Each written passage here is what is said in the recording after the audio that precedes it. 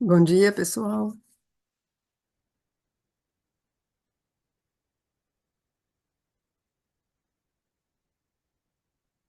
Então, antes de começarmos hoje nossa leitura, eh, eu gostaria só de informar que hoje nós vamos concluir um pouco mais cedo, tipo assim, 10 minutos antes do meio-dia, porque eu tenho um encontro lá com pessoas de Auroville, então eu tenho que um encontro marcado ao meio-dia, então eu vou acabar hoje, nós vamos concluir nossa leitura um pouquinho antes do meio-dia, tá? Então, hoje nós temos vamos iniciar com. Eu creio que eu já trouxe esses textos aqui. Eu não me lembro, não tenho muita certeza, mas eu creio que sim. Que é um aforismo de Chirorobim, que nós já lemos isso com certeza, e um texto de Chirorobim sobre o Mahabharata e um outro sobre a Gita. Então, essa sobre o Mahabharata, eu achei interessante porque como alguns de vocês aqui acompanharam o nosso ciclo de leituras, nós falamos bastante, né, tentando como dizer, ler a Gita dentro desse contexto, né? Contextualizar esse episódio dentro dessa história do Mahabharata. Então, como nós falamos disso, então eu achei interessante ter esse texto de Sri Aurobindo e, e também extrair alguns textos também dos ensaios sobre a Gita, para que a gente desse hoje, assim, como abertura do nosso encontro. Então, começamos assim com o aforismo de Sri Aurobindo e logo com esse texto sobre a Gita, sobre o Mahabharata, e depois sobre a Gita.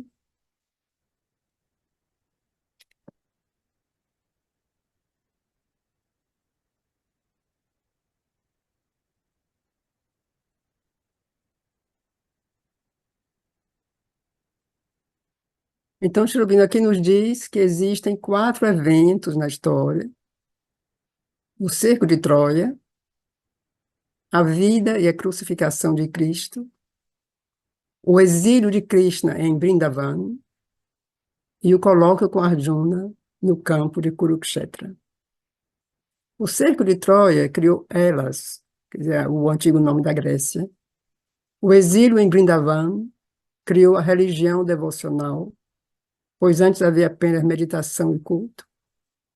Cristo de sua cruz humanizou a Europa. O colóquio em Kurukshetra ainda liberará a humanidade. Contudo, se diz que nenhum desses quatro eventos aconteceu. Então, o cerco de Troia, eu acho que nós conhecemos um pouco, né, do livro de história, e recentemente eu trouxe também algumas pequenas passagens, né, do grande épico, o poema épico de Cherubino, né, Ilion, que era justamente sobre o último dia do cerco de Troia, né, quando Troia, a cidade de Troia, cai, né? Então eu trouxe alguns extratos desse poema há pouco tempo, acho que no mês passado, assim, há uns 2 meses. Então a vida e a crucificação de Cristo, né, que ele diz justamente que humanizou a Europa. O exílio de Krishna em Vrindavan. Então Krishna foi exilado em Vrindavan, ele chamou exílio, porque ele estava sendo perseguido por um tio que que era um asura, quer dizer, um ser demoníaco de muito poder. E houve uma previsão, uma predição de que aquela criança que nasceria de tal maneira, um dia ia destruir ele. Então, esse personagem, ele então encarcerou, era a irmã dele, né? Quer dizer, ele era tio de Krishna. Encarcerou essa irmã e destruiu os filhos dela. Ela teve uma série de crianças antes. Mas quando Krishna nasceu, ele foi miraculosamente salvo. Quer dizer, é uma história muito bonita. E ele foi entregue a um casal, justamente, que era também da família, mas que vivia nesse povoado, nesse lugar, nessa região, que se chamava Brindavan. E é onde Krishna justamente foi bebê e cresceu nesse lugar, né? E então se chama-se o exílio de Krishna em Brindavan.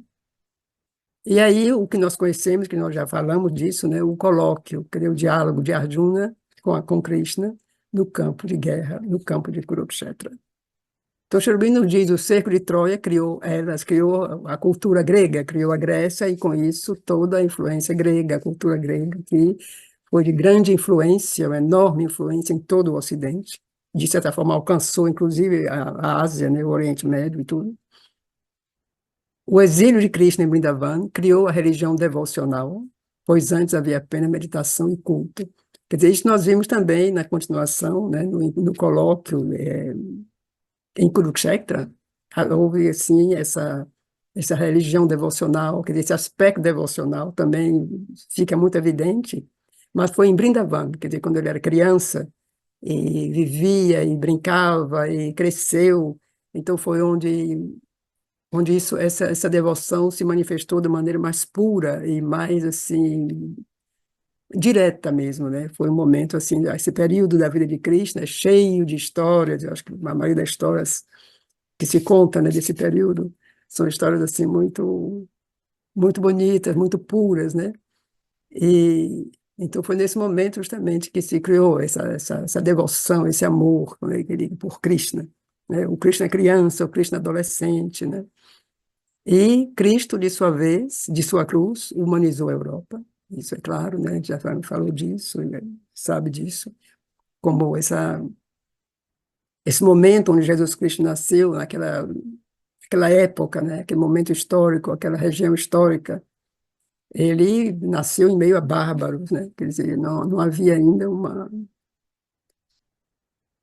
era uma civilização, se pode chamar civilização, mas de bárbaros, né? As pessoas ainda eram assim muito, de certo modo, primitivas, né?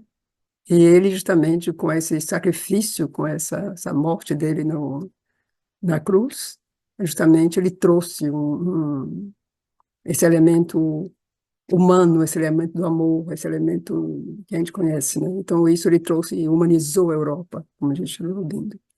Mas uma coisa também interessante é quando ele diz o colóquio em Kurukshetra ainda liberará a humanidade. Quer dizer, ele dá a esse colóquio uma grande importância justamente nesse momento histórico. E, e não é coincidência, eu acredito, que nós estamos agora com esse livro aqui no Brasil. E,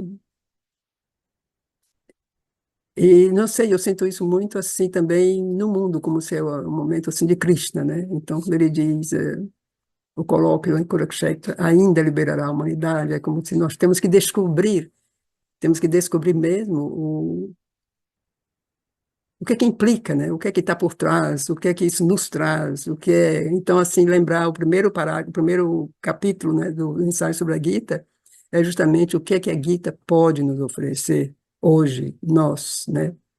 Essa humanidade no mundo contemporâneo. Então, assim, temos ainda que descobrir, né, o que quer dizer isso. E aí ele conclui dizendo, contudo, se diz que nenhum desses quatro eventos aconteceu. Com um paradoxo quase, né?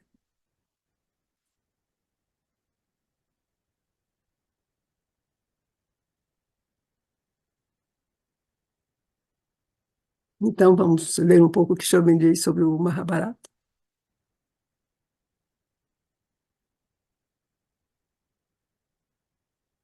Então, ele diz aqui, o Mahabharata, em particular, é não apenas a história dos Bharatas, a epopeia de um evento muito antigo que se tornou uma tradição nacional, mas, em uma vasta escala, é a epopeia da alma da Índia, de sua mente ética e religiosa, de seus ideais sociais e políticos, de sua cultura e de sua vida.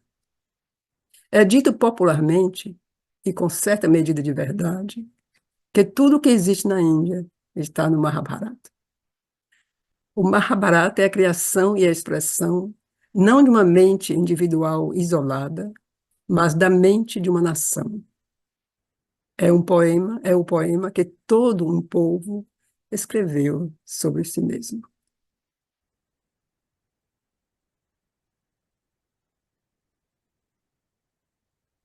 Então, o nome antigo da Índia é Bharat, e é o nome que eles estão recuperando agora, né?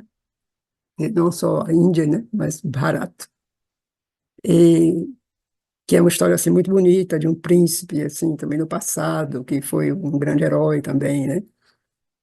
E então esse evento muito antigo é essa história desses clãs, né? Dessa família, dessas duas famílias. E isso se tornou realmente uma tradição nacional. Mas, de uma maneira mais vasta, uma vasta escala, a epopeia da alma da Índia, de sua mente ética e religiosa, de seus ideais sociais e políticos, de sua cultura e de sua vida. É dito popularmente, com certa medida de verdade, que tudo que existe na Índia está no Mahabharata. Eu mesmo assim, dando meu testemunho pessoal, quer dizer, eu realmente eu passei talvez uns 2 anos lendo esse épico, se lendo e relendo, e lendo e relendo. E, e hoje, vendo assim em perspectiva, eu tenho a impressão que esse primeiro me abriu assim para isso que o Sr. Aurobindo diz, né? Essa alma da Índia, que ele me abriu profundamente, né, a isso. E, e de certo modo, repetindo a mim mesma, direi, em perspectiva, vendo de hoje, como que essa leitura, esse aprofundamento, esse mergulho nessa história me preparou para a vida divina, me preparou para traduzir a vida divina. Como que foi uma coisa que eu só vi isso depois, muito depois, mas foi esse livro me impactou muito. Quer dizer, essa história foi assim, uma coisa que me abriu assim, me abriu a alma, me abriu os olhos, me abriu a mente. Foi uma época muito assim enriquecedora na minha vida. Foi esses 2 anos que eu passei realmente assim mergulhada nessa história. Então eu posso assim confirmar assim a minha experiência própria quando o Sri diz isso, né, que tudo que existe na Índia está no Mahabharata. Então quando você conclui a leitura desse livro, quando você passa através desse livro, você realmente vê a Índia com outros olhos. E, e é muito incrível o que ele diz: a criação e a expressão não é de uma mente isolada, mas é da mente de uma nação. Quer dizer, isso é muito forte, quer dizer, a mente de uma nação. É o poema que todo um povo escreveu sobre si mesmo.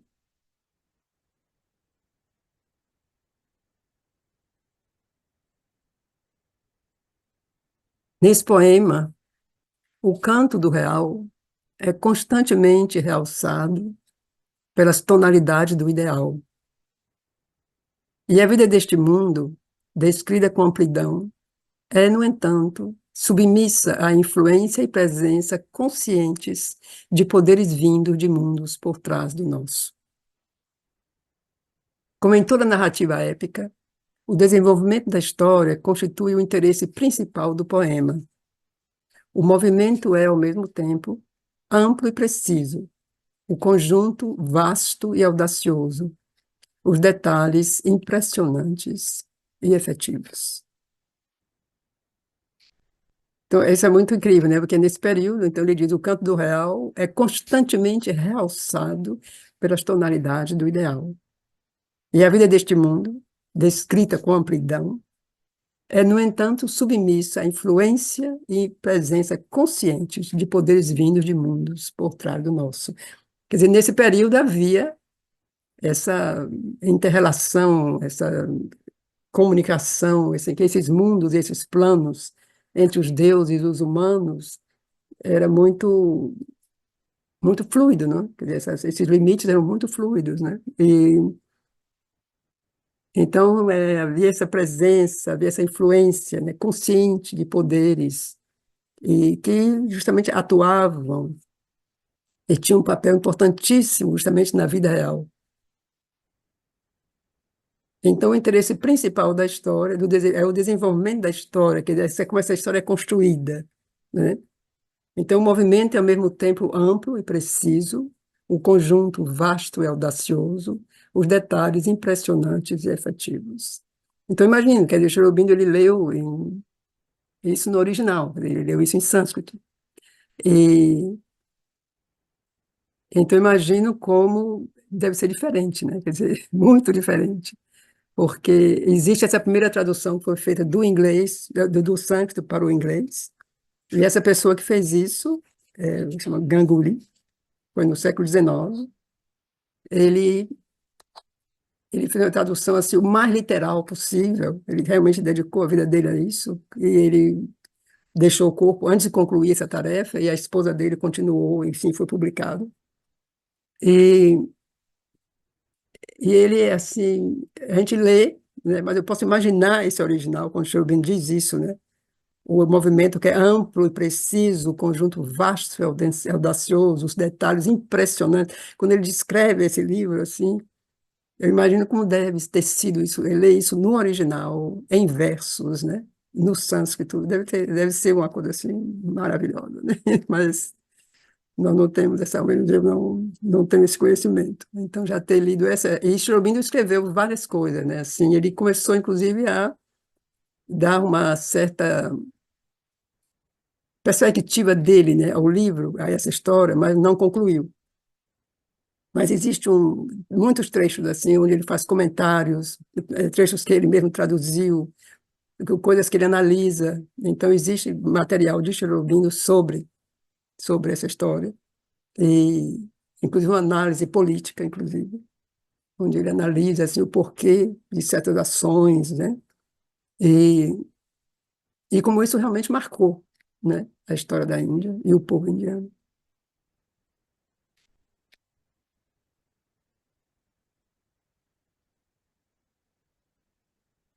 O motivo condutor é a ideia indiana do Dharma. O conceito védico da luta das divindades da verdade, da luz e da unidade, contra os poderes da obscuridade, da divisão e da falsidade, aqui passa do plano espiritual, religioso e interior ao plano exterior, intelectual, ético e vital. Na história, assim como é apresentada, essa luta toma forma dupla, de uma luta pessoal e de uma luta política. A pessoal é um conflito entre personalidades típicas e representativas que encarnam os ideais éticos mais elevados do Dharma indiano, e as outras, que encarnam o egoísmo e a arrogância azúricos e o mau uso do Dharma. Então, nós vimos isso, assim,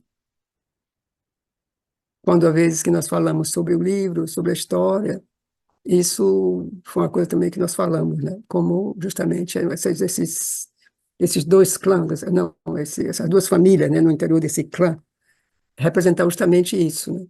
Então, isso aqui é muito clarificador, né? Então, é um conceito védico da luta das divindades, da verdade, da luz, da unidade, contra os poderes da obscuridade, da divisão e da falsidade. Então, isso é uma coisa que e muitos movimentos religiosos no mundo têm essa coisa, né, entre a obscuridade e a luz. E o que ele diz aqui é que isso passa do plano espiritual, religioso e interior, isso passa ao plano exterior, intelectual, ético e vital, que é o que vai justamente dar origem ao diálogo de Cristo, né? Então, essa luta, como é apresentada nessa história, toma a forma dupla, de uma luta pessoal e de uma luta política. Então, aquilo pessoal é um conflito entre personalidades típicas e representativas que encarnam os ideais éticos mais elevados do Dharma indiano. Então, nós temos também os Pandavas, sobretudo eles, né, os cinco irmãos, e mais os outros que se associaram a eles, né, assim, e temos as outras, que encarnam o egoísmo e a arrogância azúricos e o mau uso do Dharma. E é isso justamente que vai se construindo na história, que vai, digamos, vai desaguar, né, no combate.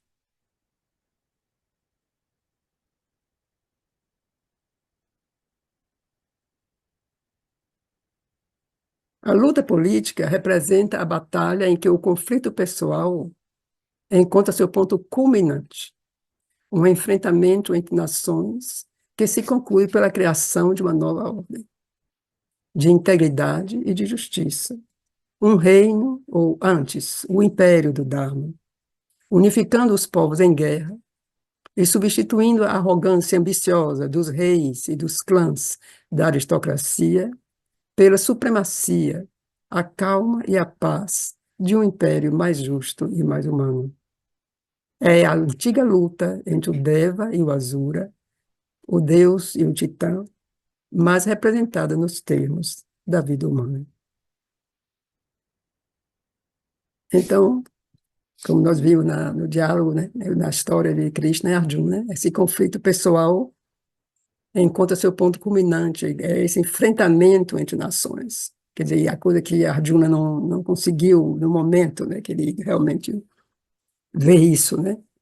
Mas isso, aquela batalha justamente se concluiu pela criação de uma nova ordem de integridade, de justiça, que não teria sido possível se eles tivessem perdido essa batalha, né? Então, assim, houve esse enfrentamento terrível, mas o resultado foi um reino, foi o império do Dharma, que unificou os povos que estavam em guerra e substituiu a arrogância a ambiciosa dos reis e dos clãs da aristocracia pela supremacia, a calma e a paz de um império mais justo e mais humano.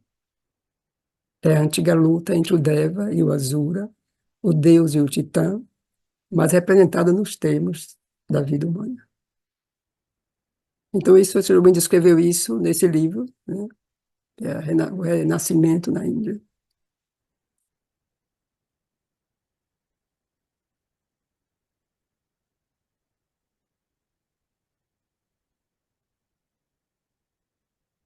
E aqui nós temos algumas passagens dos ensaios.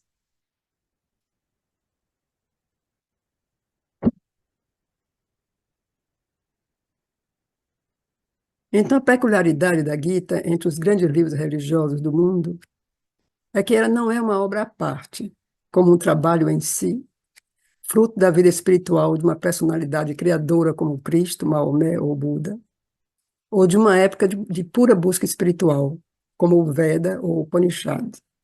Mas ela é apresentada como um episódio em uma história épica de nações e suas guerras, e de seres humanos e seus feitos. E nasce de um momento crítico na alma de um de seus personagens principais, ao fazer face à ação suprema de sua vida. Um trabalho terrível, violento e sanguinário, no momento onde ele deve recuar por completo ou continuar até a conclusão inexorável. Então, é a história de Arjuna, que ele está falando aqui, né, do guerreiro, né, de Arjuna, e que ele teve que fazer face a si mesmo e a todo mundo, toda a sua cultura, toda a sua educação, ele teve que fazer toda a sua ética, então ele teve que fazer face a tudo isso, né? E um trabalho terrível, quer dizer, não pode esconder que foi uma guerra terrível, violento, sanguinário. Então, nesse momento, ou ele recua completamente, ou ele tem que continuar. Então, foi assim a grande batalha interior, né, de Arjuna e a origem, justamente, do diálogo com Krishna.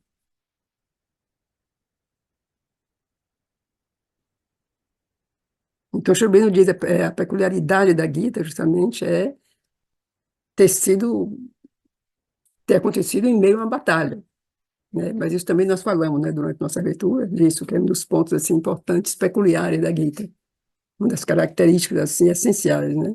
Que não é uma obra à parte, mas é dentro do contexto de uma guerra, quer dizer, um ensinamento altamente espiritual, mas dentro de um contexto de uma batalha terrível, né?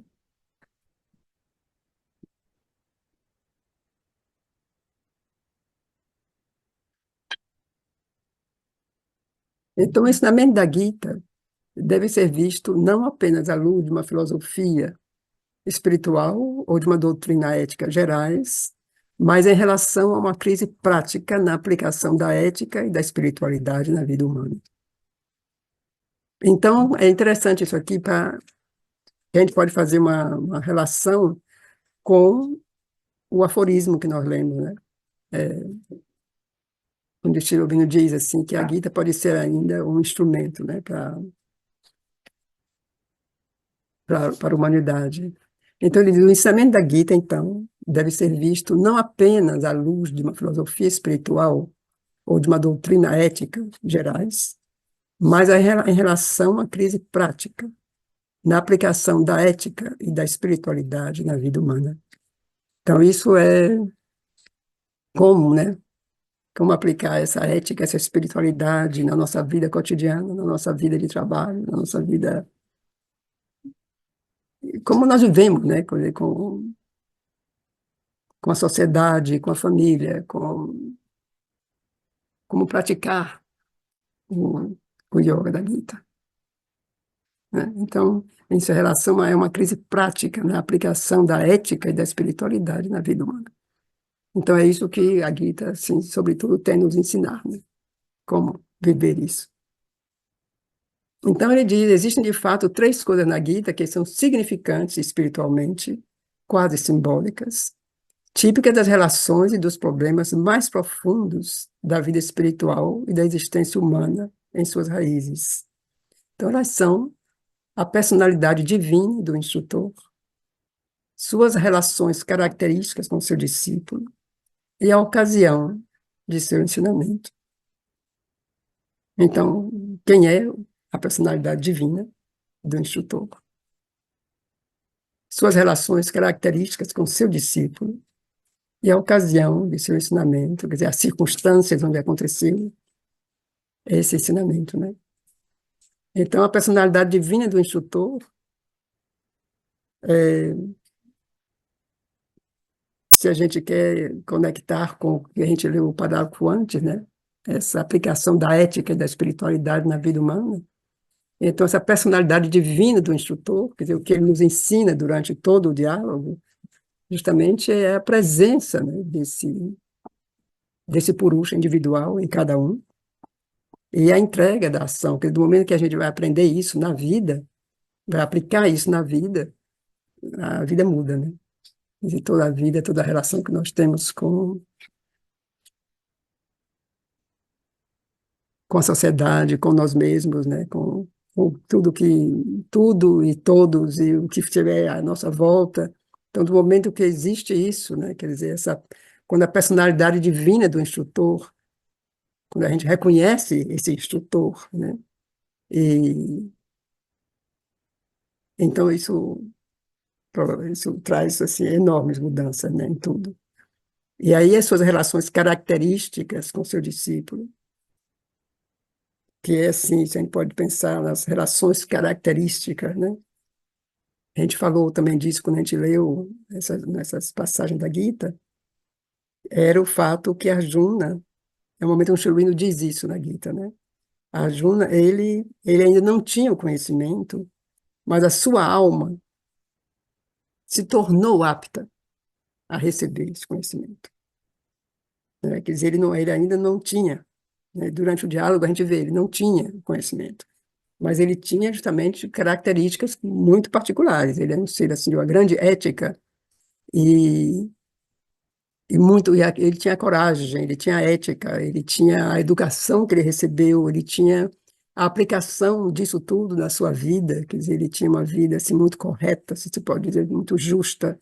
Então ele tinha essa aspiração pela justiça, pela luta contra essa desigualdade, quer dizer, ele tinha elementos assim extraordinários como ser humano, né, Arjuna.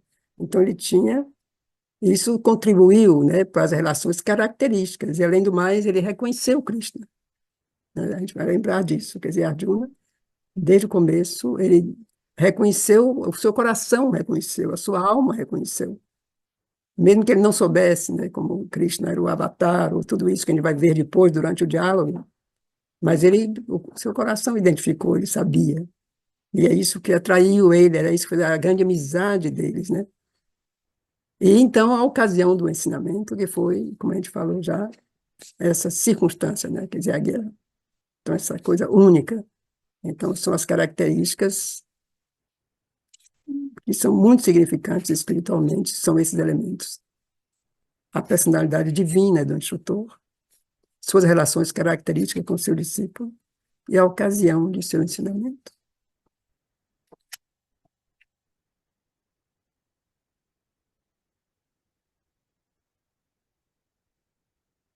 Então, o instrutor é Deus, ele mesmo, que desceu na humanidade. Quer dizer, isso que a gente já sabe, né? Quer dizer, o avatar.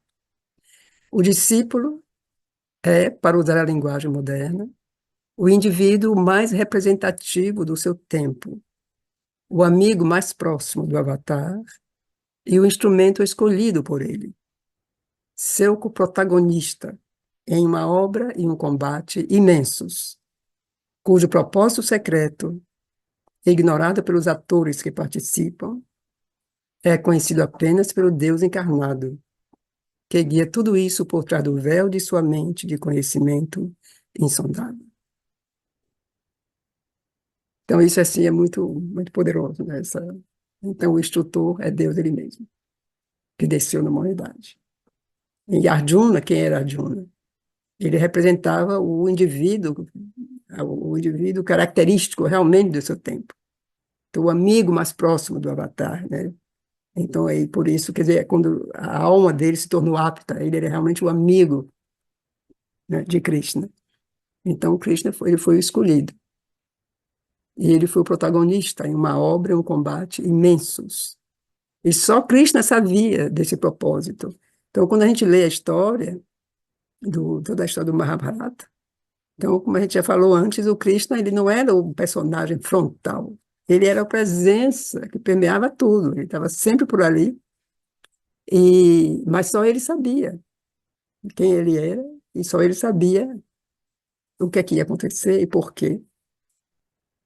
E guiava todas as ações, ele guiava os movimentos, né? E só ele sabia. Quer dizer, ele guiava tudo isso por trás do véu de sua mente de conhecimento insondável.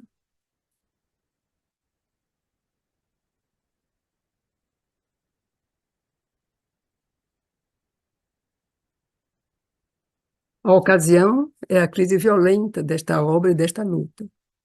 No momento em que a angústia, a dificuldade moral e a violência cega de seus movimentos aparentes se impõem, com o choque de uma revelação visível na mente de seu ser humano representativo, o Arjuna, e levanta a questão inteira do significado de Deus no mundo e o objetivo, o rumo e o sentido da vida e conduta humanas.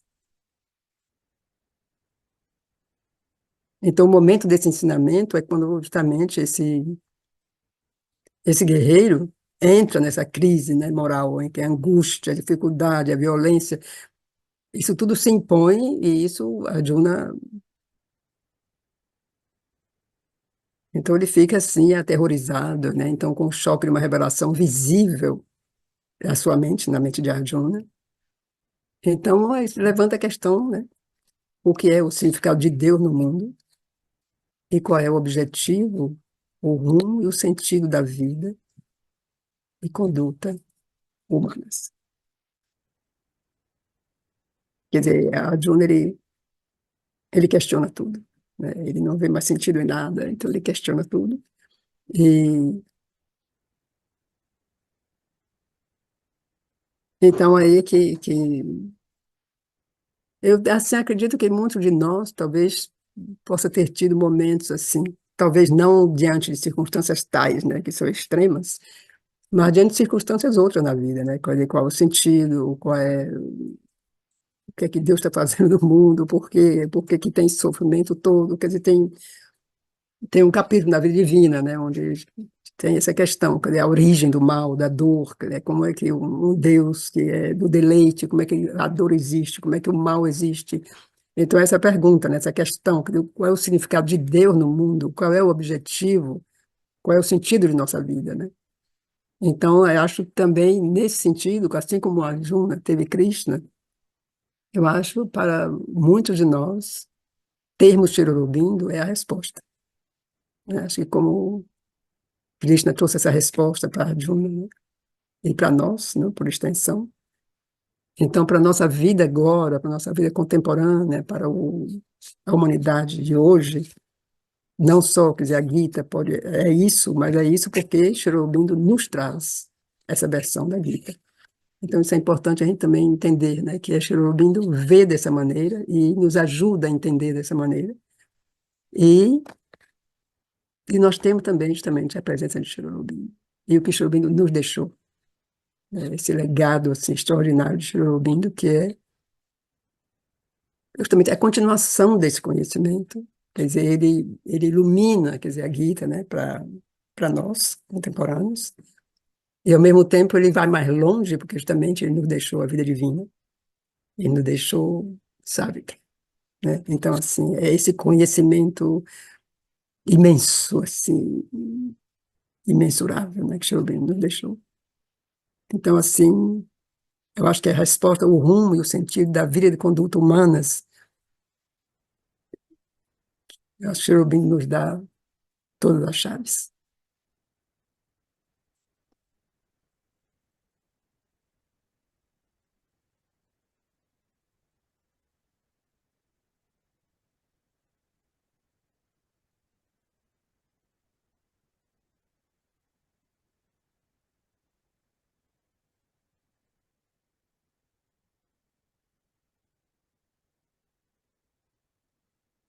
Então, o argumento da Gita desculpe, o argumento da Gita evolve em três grandes etapas, pelas quais a ação se eleva do plano humano ao plano divino e abandona a servidão à lei inferior pela liberdade da lei superior.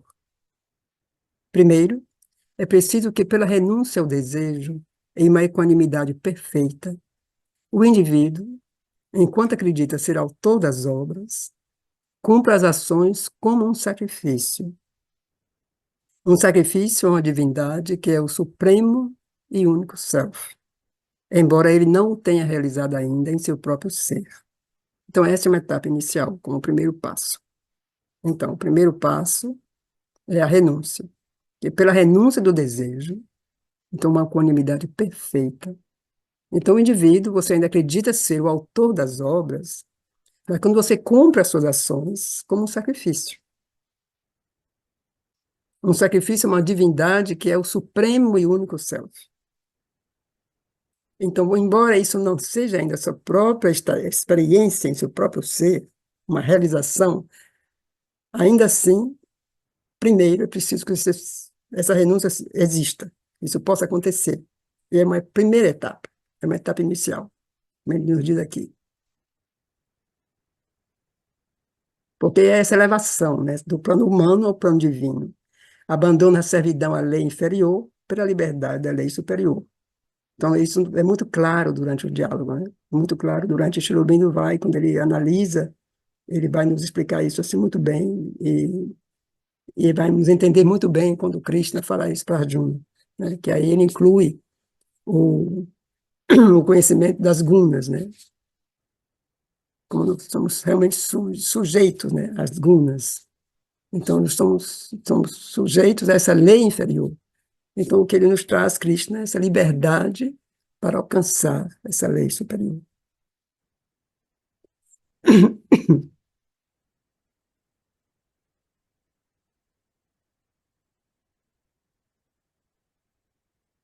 Em seguida, deve-se renunciar não apenas ao desejo pelo fruto, mas à pretensão de ser o autor da ação e reconhecer o self como princípio sempre igual, inativo e imutável, e todas as obras como apenas operações da força universal, da alma da natureza, Prakriti, o poder instável, ativo, mutável. Por último, o Self Supremo deve ser visto como o Purusha Supremo, que governa sua Prakriti, de quem a alma na natureza é uma manifestação parcial, e por quem todos os trabalhos são guiados em uma perfeita transcendência mediante a natureza. Então, depois daquele primeiro passo, então devemos renunciar não apenas ao desejo pelo fruto, mas à pretensão de ser o autor da ação. Então, não apenas devo renunciar ao resultado da minha ação, mas reconhecer que não sou eu, que não somos nós que agimos, não somos nós o autor da ação. Então, é esse self, quer dizer, ele é esse princípio, né, que é sempre igual, imutável. Então, todas as obras, tudo que fazemos, tudo que acontece, são apenas operações da força universal. da alma da natureza, Prakti, né? Alma da natureza. Então, esse poder instável, ativo, mutável. Então, assim, entregar tudo. Eu posso, assim, de certo modo, imaginar que é como se a gente teria que entrar numa espécie de energia, de um fluir assim da vida, da energia universal. Então, o que entra, o que sai, o que acontece, o resultado, realmente faz parte desse fluir, né? Faz parte dessa força universal, né? Que é guiada justamente por esse ser supremo, né? Então, assim, é como se isso. Então, a gente deixa fluir nisso tudo, porque já não tem mais desejo, já não tem mais nenhuma ideia, né, de que foi nós que estamos fazendo e que o resultado fui eu quem fiz, ou é nosso, ou tudo isso cai, né, quando a gente entra, quer dizer, isso eu estou supondo, né, quer dizer, não é a minha experiência, de certo modo, mas assim, eu posso imaginar que isso possa ser uma realidade, né, que a gente entra nesse fluir. Porque, como nós já falamos, quer dizer, essas aparências das coisas, essas coisas terríveis que a gente vê por aí, que a gente se pergunta como você pode fazer isso nessa vida como ela é, né? Mas, ao mesmo tempo, a gente tem que ver que essa vida, como ela aparentemente é, justamente é aparência, né? Quer dizer, isso, a gente só consegue ver essa aparência. Então, embaixo de tudo, por trás de tudo, então é isso, quer dizer, é esse fluir, quer dizer, é essa energia divina, quer dizer, é isso que está aí. Então, talvez o que tem que ser feito, se a gente conseguisse, né, abstrair dessa realidade, estando nela, quer dizer, esse é o trabalho de Arjuna, né? É o que Krishna pede a Arjuna. Estando nessa realidade, mas agindo e vivendo, de certo modo, né, a vida interior, a partir de um outro plano.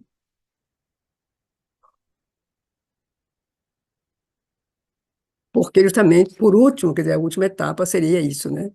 O Ser Supremo deve ser visto como o Purusha Supremo, né? Ele governa a Prakriti.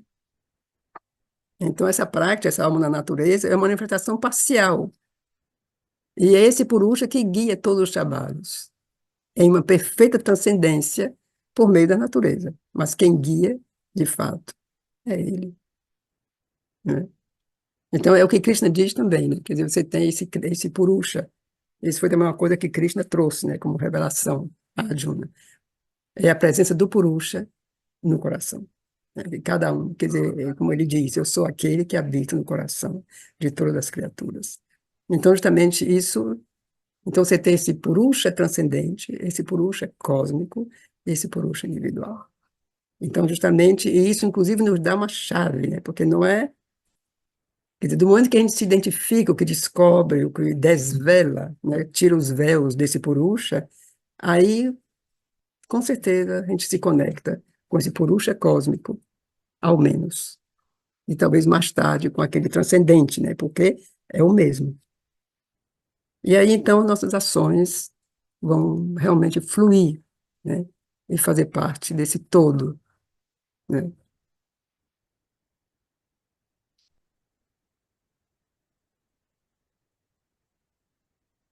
Então, a ele, a esse Purusha Supremo, a adoração e o sacrifício das obras devem ser oferecidos. O ser inteiro deve abandonar-se a ele e a consciência inteira ser elevada para viver nessa consciência divina, de maneira que a alma humana possa participar à sua divina transcendência, mais além da natureza e de suas obras, e agir em uma perfeita liberdade espiritual.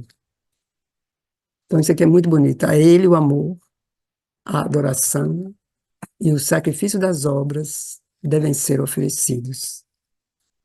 O ser inteiro deve abandonar-se a ele e a consciência inteira ser elevada para viver nessa consciência divina, de maneira que a alma humana possa participar a sua divina transcendência, mais além da natureza e de suas obras, e agir em uma perfeita liberdade espiritual.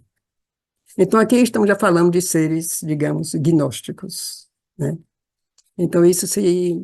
Isso aí, nesse sentido, isso se encontra com o que Cherubino nos diz no último capítulo da vida divina, que é justamente a vida divina, a sociedade gnóstica.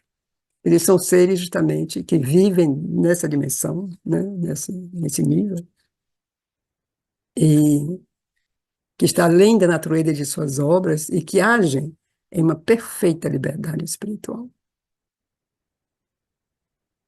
Mas isso já é um resultado daquilo que nós lemos antes, né? Todas as etapas, né?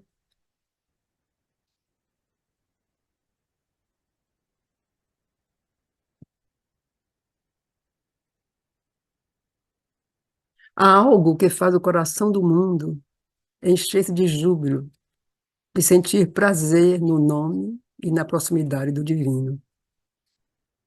É o sentido profundo daquilo que nos faz ver a face da mãe, na face escura de Kali, e perceber, mesmo em meio à destruição, os braços protetores do amigo das criaturas. Em meio ao mal, a presença de uma benignidade pura e inalterável. E em meio à morte, o mestre da imortalidade.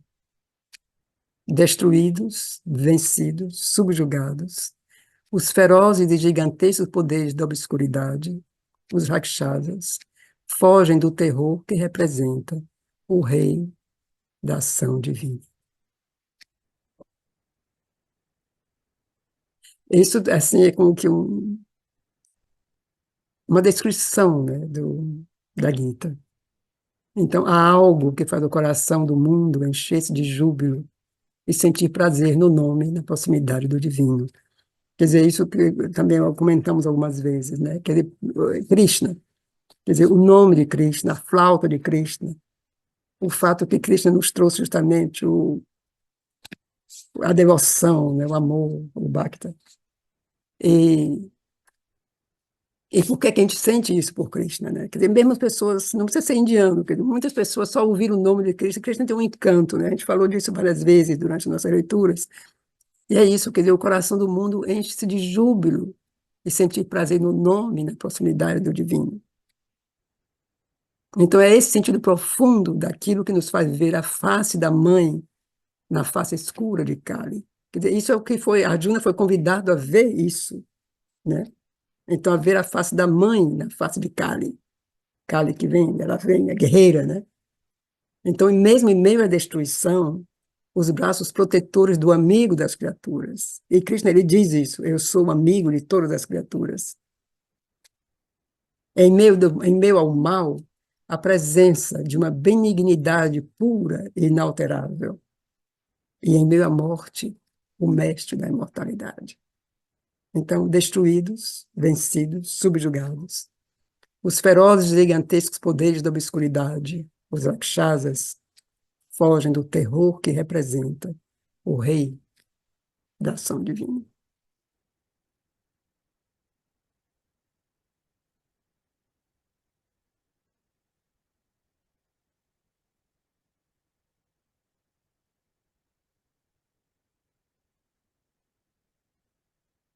Mas os Siddhas, mas os seres completos e perfeitos que conhecem e cantam os nomes do imortal e vivem na verdade de seu ser, inclinam-se diante de cada forma dele e sabem de quem cada forma é o santuário e o que essa forma significa. Não há nada que necessite ter medo, exceto aquilo que deve ser destruído. Eu vou só repetir essa frase, porque essa frase vai ser muito, muito incrível. Então, não há nada que necessite ter medo, exceto aquilo que deve ser destruído. Então, quem é que deve ser destruído? O mal, a ignorância, os seres que estendem os véus da noite, os poderes rakshásicos. Todo o movimento e toda a ação de Rudra, o terrível, são em direção à perfeição, à luz e à plenitude divinas.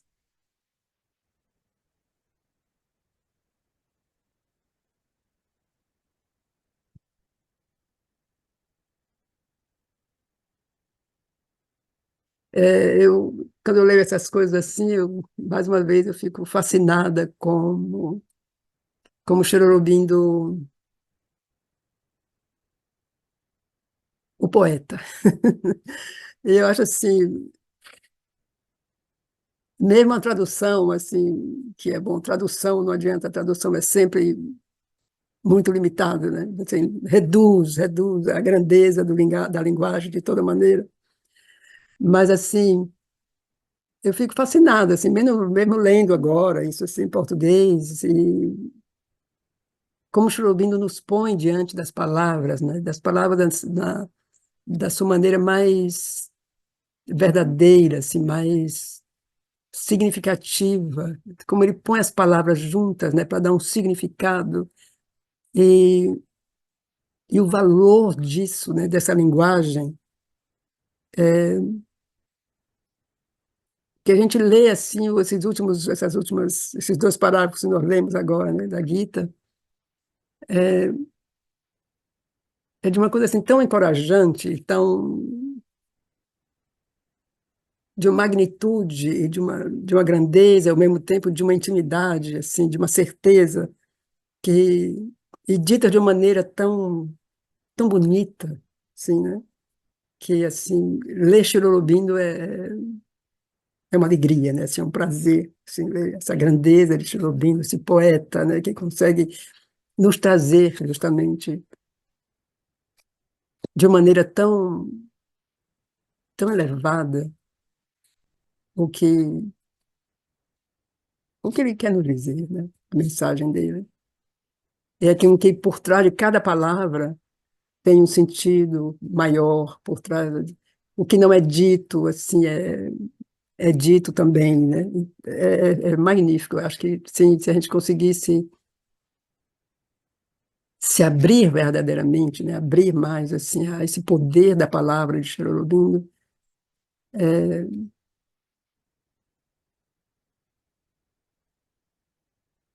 é, muito, eu fico assim cada vez muito assim maravilhada, né? Assim como sem saber nem o que dizer.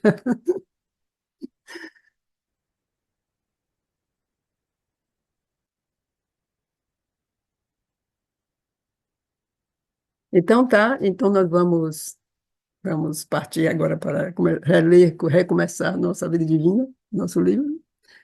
E estamos ainda naquele capítulo, né, que eu espero que possamos concluir, talvez, a próxima vez. Mas então vamos abrir, onde nós ficamos a última vez, que foi na página 782. Quem tiver o livro.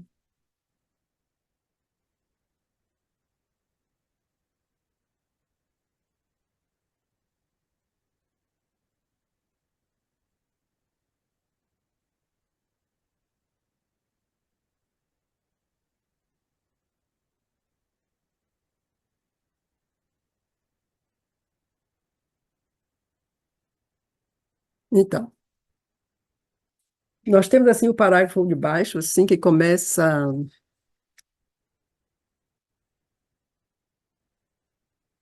sobre o ocultismo, tá? Então ele nos diz, na ideia popular, o ocultismo é associado à magia e às fórmulas mágicas, e seria, por assim dizer, um mecanismo do sobrenatural. Mas isso é apenas um aspecto.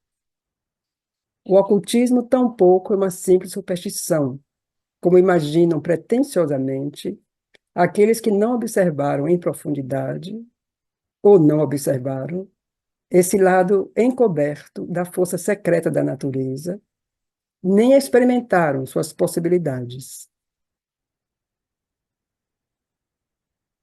Fórmulas e suas aplicações, a utilização mecânica de forças latentes, podem ser surpreendentemente eficazes no uso oculto do poder mental e do poder vital, como são na ciência física. Mas isso é apenas um método subordinado e uma orientação limitada, pois as forças da mente e da vida são plásticas, sutis e variáveis em sua ação, e não têm a rigidez da matéria. É necessário uma intuição sutil e plástica para conhecê-las, interpretar sua ação e processos e aplicá-los. mesmo para interpretar e usar suas fórmulas estabelecidas. O Ricardo Galindo, ele publicou essa semana, né, várias, várias passagens das Conversas da Mãe, onde ela fala justamente, responde a umas perguntas sobre o ocultismo, que são muito esclarecedoras. Eu acho que quem não leu, eu sugeriria ler o que ele publica no O Caminho Ensolarado, né? E muito boas essas passagens, né, das Conversas da Mãe. São muito esclarecedoras. Então, assim, para completar o que nós estamos lendo agora, eu acharia muito bom. Se alguém, quem não já leu, se pudesse ler assim, com uma certa atenção, são muito boas. Então, ele diz aqui, então, o ocultismo é associado à magia e a fórmulas mágicas, e seria uma coisa do sobrenatural. Então, aquilo que a gente não consegue explicar, a gente sempre diz que é uma coisa sobrenatural. Mas isso é apenas um aspecto. O ocultismo também não é uma simples superstição, como imaginam pretensiosamente aqueles que não observaram em profundidade, né? Esse lado encoberto da força secreta da natureza, nem formularam suas possibilidades, nem experimentaram suas possibilidades. Então é isso, quer dizer, fica uma coisa assim muito, sempre muito enigmática, né? O que quer dizer esse plano oculto? E, e ao mesmo tempo exerce uma certa atração, ou as pessoas têm medo, ou se sentem atraídas, né, por isso. Tem pessoas que nascem com certos dons, uma certa abertura para esses planos, e pessoas que, a maioria que não, né? E, ao mesmo tempo, como que é uma grande ignorância também. Então, tem pessoas que têm certas ambições, né? Que veem o plano oculto como uma maneira de adquirir poderes, né? Sobre a matéria, sobre os outros, sobre a vida. Então, é um campo, assim, muito complexo, né? O campo esse plano oculto, né? Mas, então, assim, a gente pode continuar lendo aqui. Fórmulas e suas aplicações, a utilização mecânica de forças latentes podem ser surpreendentemente eficazes no uso oculto do poder mental e do poder vital, como são na ciência física. Então, imagino que pessoas podem adquirir fórmulas, né? Assim, fórmulas, números ou fórmulas, poderes assim de sons e coisas assim, para alcançarem terem certos efeitos ou alcançarem certos níveis, né, desse plano do oculto. Mas ele diz assim, mas isso é apenas um método subordinado e uma orientação limitada, pois as forças da mente e da vida são plásticas, sutis e variáveis em sua ação e não têm a rigidez da matéria. Então, no plano físico, digamos, fórmulas e poções, e coisa assim, é muito físico. Você mistura uma coisa com a outra, você tem um resultado, né? Ou se é uma fórmula matemática, você soma uma coisa, sei lá, eu não sou muito boa nessas coisas, mas é um plano físico, é muito real. Mas ele diz que isso outro não. As forças da mente e da vida são plásticas, sutis e variáveis em sua ação. Então, quando você começa a agir num certo outro plano, que não é esse plano físico, então isso pede justamente uma plasticidade, uma sutileza, porque ela não tem a rigidez da matéria. Então, normalmente a gente, ou a maioria das pessoas, eles querem usar a mesma instrumentação que utiliza para o plano físico para o plano sutil. Então, isso normalmente não dá certo, né? Não, se eu não posso provar, não acredito. Então, provar quer dizer o quê? É usar os instrumentos do plano físico para provar no plano oculto. Então, é claro, quer dizer, como a gente não tem ainda os instrumentos para o plano oculto, eu nem sei nem bem quais seriam, né? Então, a gente quer medir com as mesmas coisas. Quer pegar, tocar, sentir, né? Provar, para dizer, não, agora isso existe. Eu vi, toquei, peguei. Mas não é assim, né? Quer dizer, não se pode aplicar as mesmas regras, né? Mas, de grosso modo, ele diz, quer dizer, você pode utilizar, quer dizer, as forças latentes, você pode usar, existem algumas fórmulas, alguns métodos que você pode utilizar para ter certos efeitos no plano oculto. Mas não é a mesma coisa que, porque esse plano oculto, ele pede uma flexibilidade, uma sutileza, uma outra coisa, que não é só essas leis que você pode aplicar no plano físico. Acho que deu para entender, né?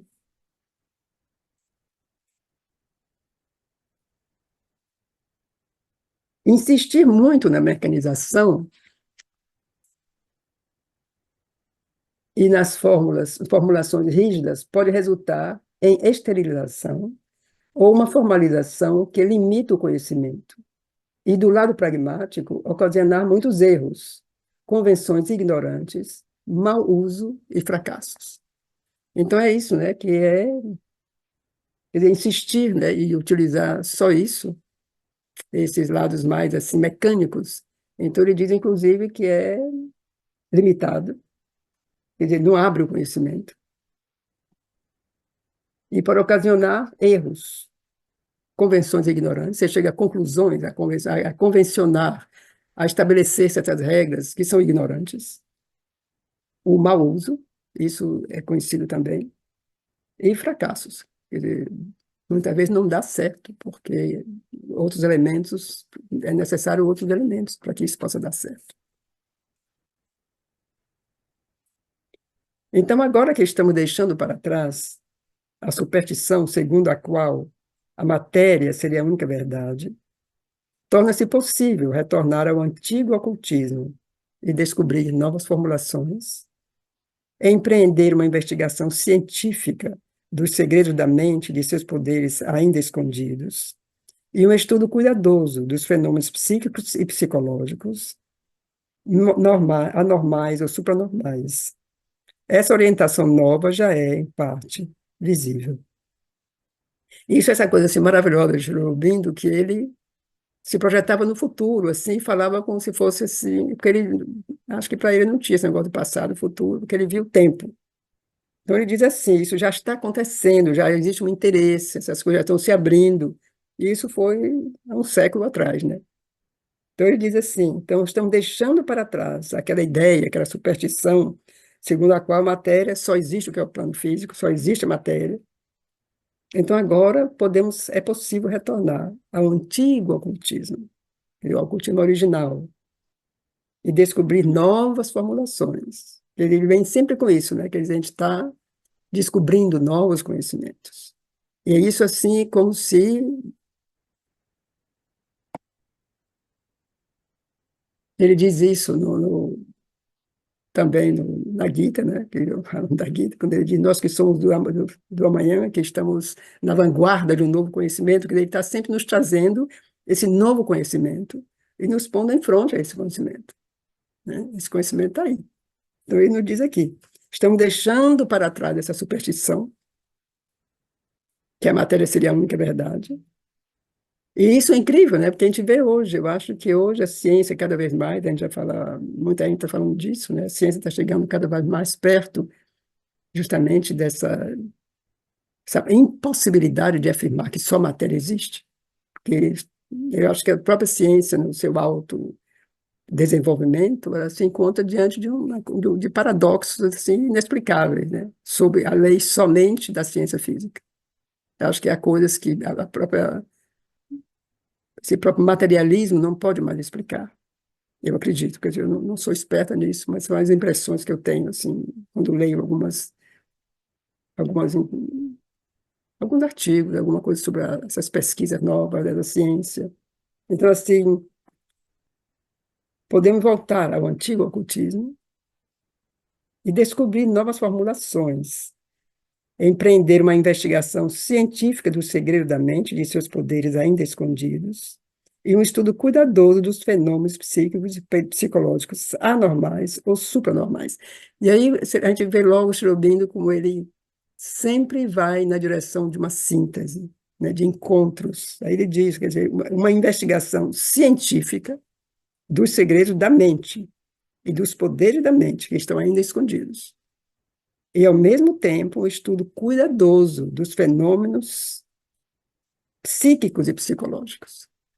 Então, a mente como tal, o segredo da mente, uma coisa científica, e também um estudo cuidadoso dos fenômenos psíquicos e psicológicos. que aí a gente vai ver hoje que, inclusive, mesmo dentro da psicologia, da psicanálise, eu acho que existem, assim, já campos, assim, onde existem já pesquisas e estudos, assim, investigações nesse domínio, né? Então, essa orientação nova já é, em parte, visível. Quer dizer, ele já via isso. Então, ele já via que isso ia acontecer, ele já via, assim, os prenúncios desses momentos, então já nos diz aqui, já nos informa. Então, isso aqui já é, em parte, visível. E hoje, realmente, a gente está vendo, né? Quer dizer, eu não sei muito, eu não acompanho tanto, mas o pouco que eu leio, o pouco que sou informada, a gente vê esse esforço, assim, dessa busca desse conhecimento, né? De sondar mais os poderes da mente, de sondar mais o psiquismo humano, né? Assim, então, acho que isso existe, assim, de maneira muito, eu diria até inovadora, né? Mas, se deve atingir seu objetivo, todo esse trabalho, né, é necessário redescobrir o verdadeiro fundamento, o verdadeiro objetivo e a verdadeira direção dessa linha de pesquisa, assim como as restrições e precauções necessárias. Então, assim, ele sempre nos alerta, né, que são campos assim que não pode ser justo explorado assim de maneira, como se pode dizer assim, mesmo científica, mas essa curiosidade ou esse interesse tem que ser mais profundo. A gente tem que ir mais longe com essa pesquisa, né? Com esse interesse, com esse objetivo. Temos que redescobrir o fundamento verdadeiro, o objetivo verdadeiro, a direção verdadeira dessa linha de pesquisa, assim como as restrições e precauções necessárias, quer dizer, até onde se pode ir, né? Isso são as precauções, e saber que até onde se pode ultrapassar, né, os limites, até onde. Então, tudo isso são coisas que têm que ser descobertas e elaboradas em meio a esse mundo, né, de explorações e de pesquisas. Então, a ciência do oculto é essencialmente a ciência do subliminar em nós e do subliminar na natureza universal, e de tudo isso que está em conexão com o subliminar, incluindo o subconsciente e o supraconsciente. Essa ciência deve ser usada como parte do autoconhecimento e do conhecimento do mundo e para a dinamização verdadeira desse conhecimento. Então, eu aqui encontrei uma definição de Schrödinger do subliminar.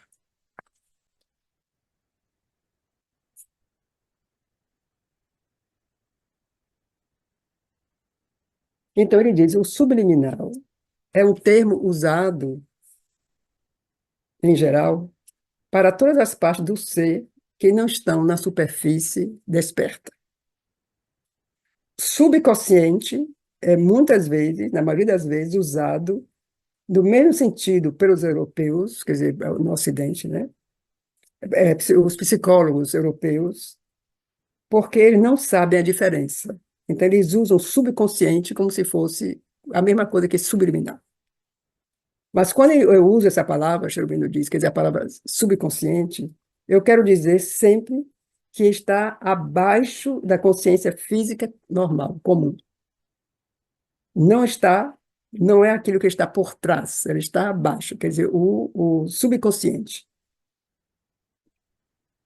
O ser mental, vital, físico, interiores e o psíquico não são subconscientes nesse sentido, mas se pode dizer que eles estão no subliminar. Então, é como que aquilo que está por trás, ele faz a diferença, aquilo que está por trás e aquilo que está abaixo. Então, o subconsciente como que está abaixo da consciência, enquanto que o subliminar é como que está por trás, uma coisa como que está como que um pouco velado atrás, mas que pode, né? Enquanto que o subconsciente é uma coisa que evolui, né?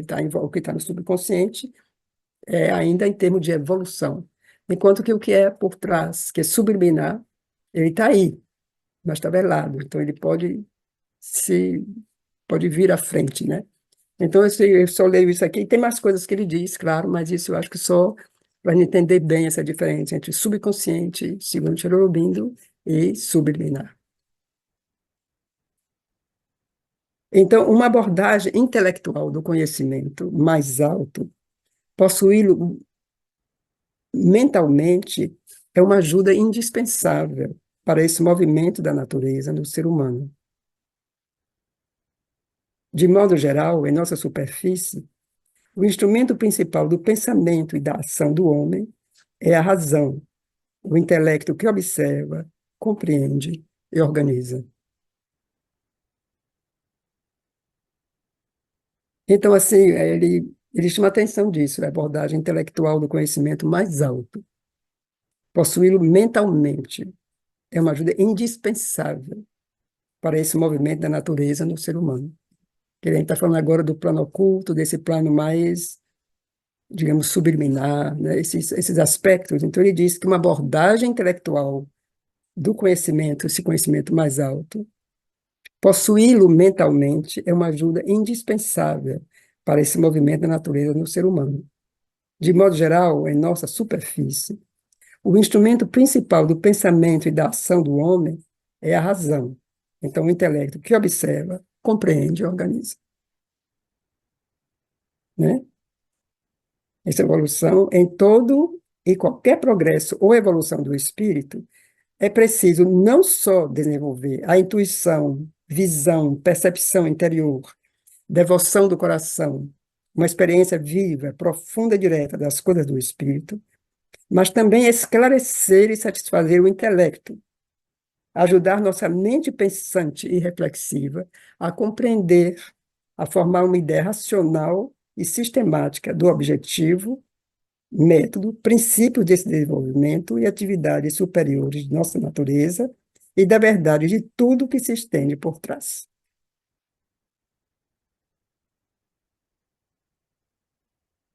Então, não só essa experiência profunda, interior, devocional, né?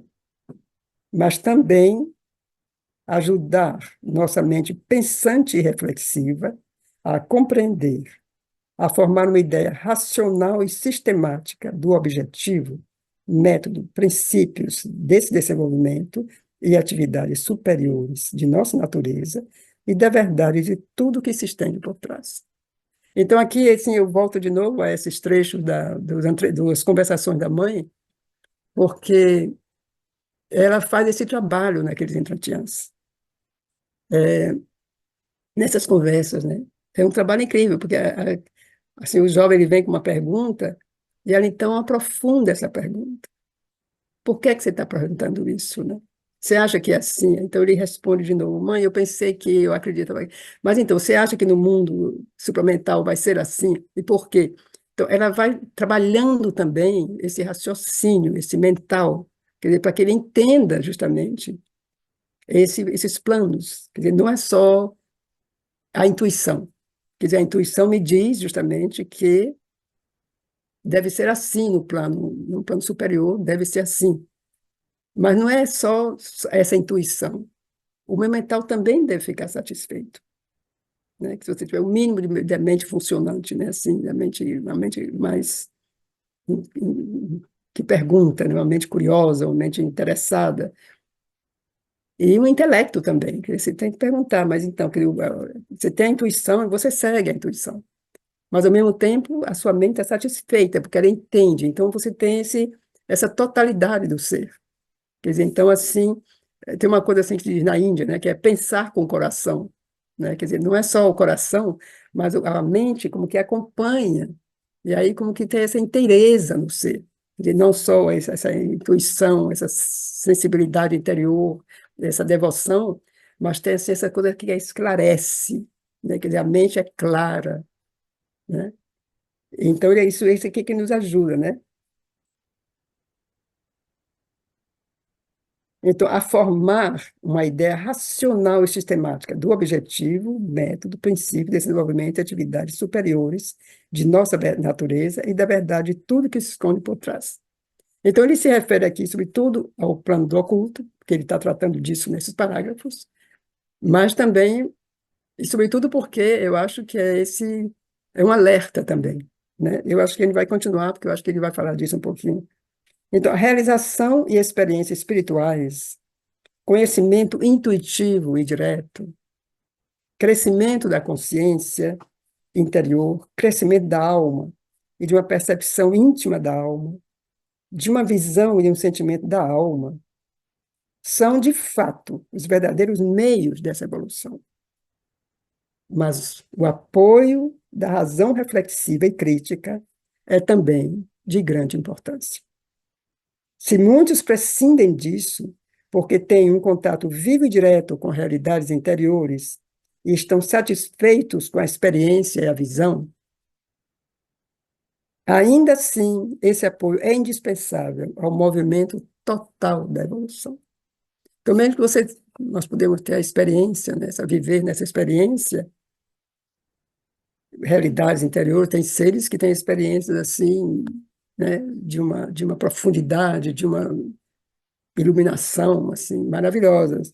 Mas então ele diz, mas mesmo assim, esse apoio, né, reflexivo, essa coisa que é essa ideia mais clara, né, quer dizer, ajudar a mente, quer dizer, essa coisa que abre a mente para essa verdade. Então, mesmo assim, quer dizer, esse apoio é indispensável ao movimento total da evolução. Quer dizer, para que esse movimento evolutivo seja completo em cada um de nós, é necessário ter essa completeza do ser, essa completeza do conhecimento, né?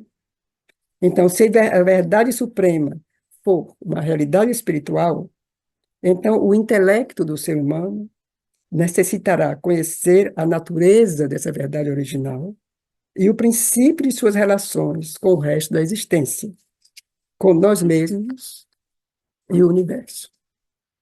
O intelecto não é capaz, por si mesmo, de nos pôr em contato com a realidade espiritual concreta, mas pode ajudar, mediante uma formulação mental da verdade do espírito, formulação que explique essa verdade à mente e pode ser aplicada mesmo na busca mais direta. Então, essa ajuda é de uma importância capital. Então, é claro, isso a gente já sabe, que não é o intelecto, não é a mente que vai nos pôr em contato com a realidade espiritual. Isso não. Mas ela pode ajudar a criar uma formulação mental dessa verdade do espírito. Formulação que explique essa verdade à mente e pode ser aplicada mesmo na busca mais direta. Então, essa ajuda é de importância capital. Então, Sri Aurobindo, na síntese do yoga, por exemplo, né, ele explica muito essas coisas, né, na síntese, quando ele fala das diferentes ramos, né, do yoga. Ou mesmo aqui na Vida Divina, quando ele fala dos planos de consciência, quando ele não fala justamente que nós temos a mente, né, que evolui, a mente intuitiva, a mente luminosa, ou a sobremente, a supramente, Satchidananda. Quer dizer, esses são conhecimentos que nos aproximam, quer dizer, a maioria de nós não tem essa experiência, essa mente iluminada, mente intuitiva, quer dizer, sobre mente, não tem a experiência vivida disso, mas saber que isso existe, isso nos põe em contato com essa realidade. A gente sabe que isso existe. Então, nesse sentido, eu acho que ninguém mais do que Sri Aurobindo nos traz esse conhecimento. E o que é poderoso em Sri Aurobindo é que, como ele fala, a partir da experiência dele, nada é teórico. Quer dizer, como é a partir da experiência dele, tudo se torna verdadeiro e concreto para a gente. Porque ele fala, ele está condividindo com nós, com todos nós, a experiência vivida dele. Quer dizer, isso aqui não é literatura que a gente está lendo. Isso é a experiência de Sri Aurobindo, né? Ele está partindo disso, ele fala só disso, da experiência dele, do que ele viveu e que ele nos traz. Justamente essa capacidade, né, de trazer esses enunciados todos, de fazer com que, ao ler, ao ler mais uma vez, ao parar diante de uma coisa que nos confunde, né? Então a gente está exercitando essa aproximação com esses planos. A gente está exercitando esse contato com esses planos através da experiência de Sri Aurobindo. Essa é a grande É o grande poder oculto, eu diria, de Shri Aurobindo. É nos aproximar verdadeiramente desses planos. Porque quando a gente lê Shri Aurobindo, você entra nisso. É por isso que é tão difícil. Por isso que pede um esforço, porque ele está nos iniciando, é um trabalho iniciático que o Shri Aurobindo faz com a gente, né? Então, por isso que não é fácil, né? Que não é fácil porque, não é? E, ao mesmo tempo, sim, que, como eu repito, quer dizer, ele está nos fazendo, né, nos convidando a compartilhar da experiência dele, né? Porque ele está falando de uma experiência. Então, a gente só tem que aderir a isso, né, se a gente quiser. Eu não sei, para mim é assim, tão forte essa coisa do conhecimento, né, que eu fico insistindo nisso, assim, me repetindo cada vez, porque é um mar, é um oceano de conhecimento, né, é um Himalaia de conhecimento que Sri Aurobindo nos traz, e, e eu mesma, quer dizer, eu fico assim, quando eu traduzo ou quando eu leio, assim, eu paro um certo momento e porque não consigo, a gente não consegue, é muita coisa, né, é muita força, né, porque não é só a mente, não, né, quer dizer, é a mente, mas é tudo mais, é tudo mais.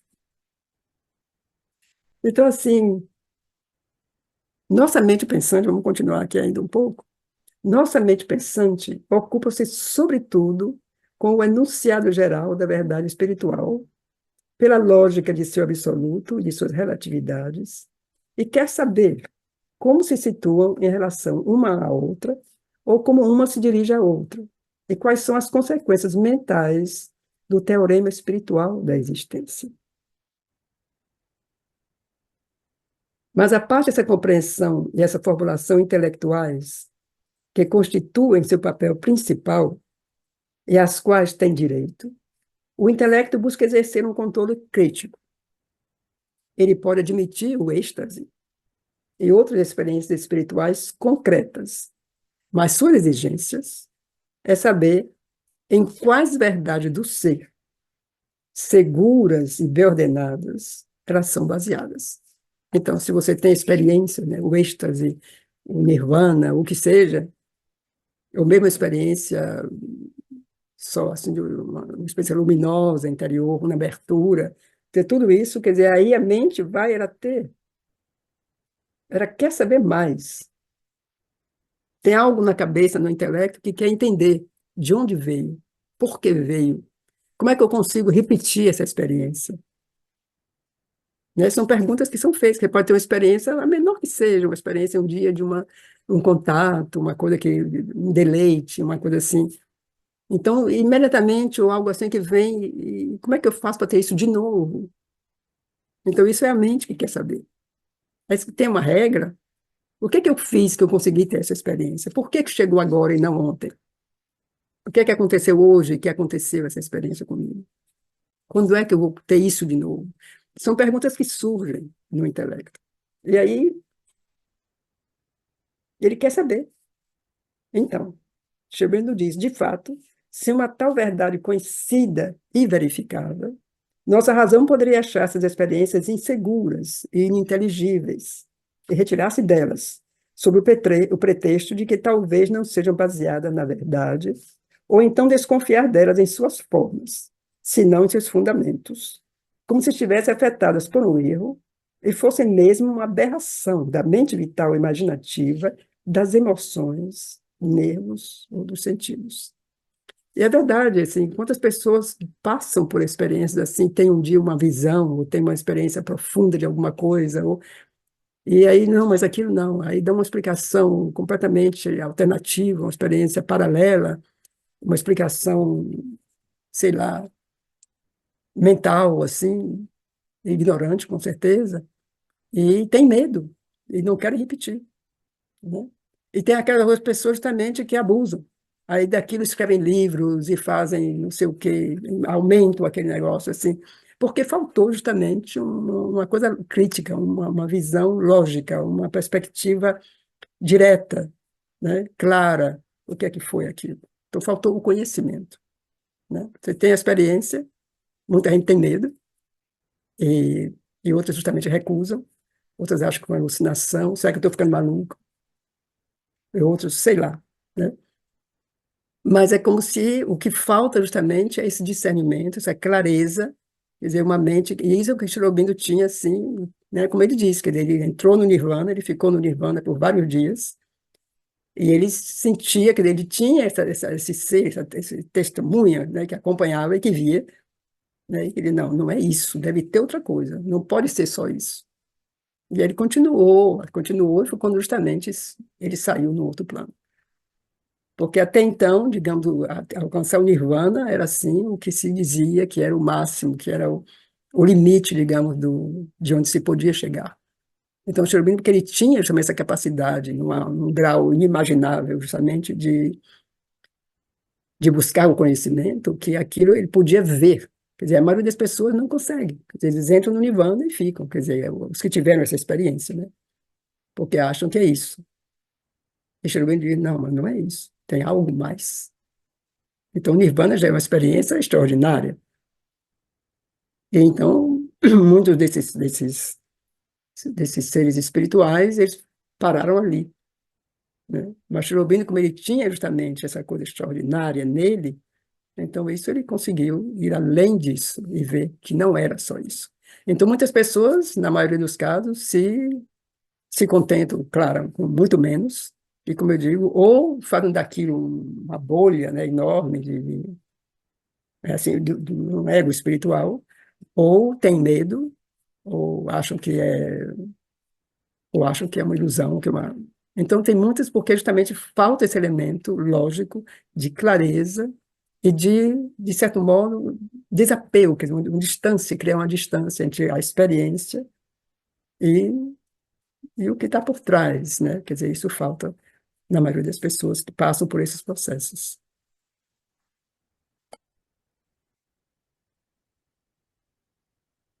Então ele continua aqui na sua passagem ou transferência do físico e sensível ao invisível, tudo isso, com efeito, pode ser extraviado e procurar luzes enganadoras, ou, no mínimo, receber de maneira errada coisas que, válidas em si mesmas, são validadas por uma interpretação falsa ou imperfeita daquilo que é experienciado, ou por uma desordem e confusão dos verdadeiros valores espirituais. Então, eu acho que é isso que a gente acabou de falar, né? Como se esse é o grande perigo, né, do ocultismo, que assim os grandes mestres sempre alertaram sobre isso. O grande perigo dessas forças, né, de começar a brincar, né, o interesse por essas forças, quando não se tem realmente o conhecimento e a base psicológica sólida para poder realmente poder entrar, né, tentar ao menos entrar nesse mundo, se abrir a esse mundo, né, paralelos assim sutis. Então assim pode haver uma desordem e confusão, né? E isso no mundo espiritual, quer dizer, eu mesma, em Auroville, presenciei, assim, alguns casos, né, de coisas assim, como pessoas que são atraídas, né, por certos planos e que isso, a um certo momento, toma a pessoa e a pessoa e não tem como, né, são possuídas, né, por certas forças, né. Então, se a razão for obrigada a admitir a dinâmica do ocultismo, aí também ela se ocupará, sobretudo, com a verdade, com o sistema justo. E aqui tem um pequeno erro aqui, que é uma das razões pelas quais eu estou fazendo a revisão da vida divina, são esses pequenos erros que a gente vai encontrando. E aqui tem um com, que aí não está aqui. Então seria. Aí também a razão, né, se ocupará sobretudo com a verdade, com o sistema justo e com o significado real das forças que vê em ação. Tá? Investigará se o significado é realmente aquele que o ocultista lhe atribui ou se é alguma outra coisa, talvez mais profunda, que foi mal interpretada em suas relações e valores essenciais e não recebeu seu verdadeiro lugar no todo da experiência. Pois a função ativa de nosso intelecto é, primeiro, compreender, depois, criticar e, finalmente, organizar, dirigir e formar. Então, assim, criticar não é no sentido que usado normalmente. Criticar é é uma objetividade, né? Quer dizer, o sentido crítico, quer dizer, poder realmente ver as coisas como elas são, de maneira objetiva, e avaliar. Quer dizer, criticar aqui não é no sentido de fazer críticas, né? Mas no sentido de avaliar as coisas na sua justa maneira. Finalmente, organizar, dirigir e formar.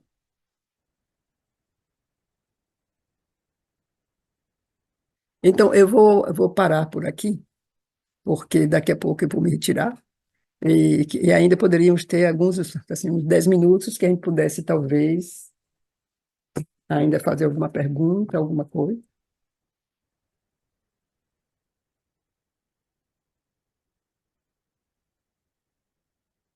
Então, nenhuma pergunta?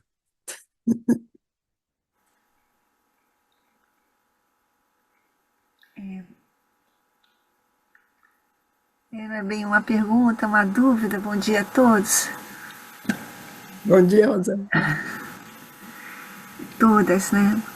Naquele primeiro texto que você fala do Mahabharata e que vem dizendo que fala assim, né? Que no Mahabharata ali está como que retratado toda toda toda a Índia, né? A Índia em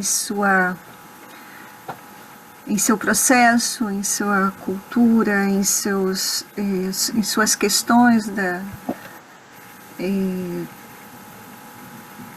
de como ela se coloca, né, para o próprio, para sua própria realidade a ser, né, vivida, experienciada. Mas eu fiquei pensando, né, que se não teria aí também um símbolo maior por trás do Mahabharata, que não fosse só circunscrito à Índia, Uhum. e que ele fala assim, né, o símbolo desses tios, né, esse tio que representa uma face do mal, né, pelo qual, né, a Juna terá que lutar, né, esses clãs, né, que por vezes, né, representam essas forças adversas e que têm que ser vencidas, e que ao mesmo tempo a Arjuna, junto a Krishna, também é como se ele também lutasse contra isso tudo dentro de si mesmo, se eu não estou enganada. Né?